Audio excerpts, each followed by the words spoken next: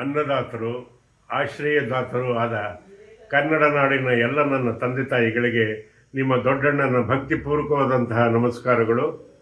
ನಿಮಗೆ ಒಂದು ವಿಷಯವನ್ನು ನಾನು ತಿಳಿಸಲೇಬೇಕು. ಏನು ಅಂದರೆ, ಇವತ್ತು ಬೆಳಗ್ಗೆನೆ ನಾನು ಹೇಳೋದಕ್ಕಿಂತ ಮುಂಚೆನೇ ಯಾರೋ ಅವಿವೇಕಿಗಳು ನಾನು ನಿಧನವಾಗಿದ್ದೀನಿ ಅನ್ನೋದನ್ನು ಫೇಕ್ ನ್ಯೂಸಲ್ಲಿ ಹಾಕಿದ್ದಾರೆ. ಅದು ಶುದ್ಧ ಸುಳ್ಳು, ಶುದ್ಧ ಸುಳ್ಳು, ಶುದ್ಧ ಸುಳ್ಳು. ನಾನು ಆರೋಗ್ಯವಾಗಿದ್ದೀನಿ, ನೆಮ್ಮದಿಯಾಗಿದ್ದೀನಿ. ಹಾಗಾಗಿ ಈ ವಿಷಯನ ತಮಗೆಲ್ಲ ತಿಳಿಸ್ಬೇಕು. ನನಗೆ ಬೆಳಗ್ಗೆಯಿಂದ ಮುಖ ತೊಳ್ಕೊಳ್ಳೋದಕ್ಕೂ ಬಿಡ್ತಾ ಇಲ್ಲ.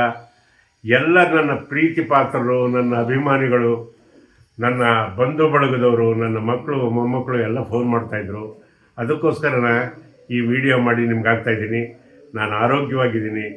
ಎಲ್ಲಿವರೆಗೂ ನಿಮ್ಮ ಆಶೀರ್ವಾದ ಚೆನ್ನಾಗಿರುತ್ತೋ ನಾನು 100 ಕಾಲ ಚೆನ್ನಾಗಿರ್ತೀನಿ ಅನ್ನೋದೇ ನನ್ನ ನಂಬಿಕೆ. ನನ್ನ ಮೇಲೆ ಈ ರೀತಿ ಪ್ರೀತಿ ವಿಶ್ವಾಸ ಇಟ್ಟಿದ್ದಕ್ಕೆ ಎಲ್ಲರಿಗೂ ವಂದನೆ. ಆ ಕಿಡಿಗೇಡಿಗಳನ್ನಂತೂ ಬಿಡಲ್ಲ, ಬೆನ್ನತ್ತಿ ಅವರಿಗೆ ಒಂದು ಪನಿಷ್ಮೆಂಟ್ ಮಾಡಿಸ್ತೀನಿ. ನಮಸ್ಕಾರ.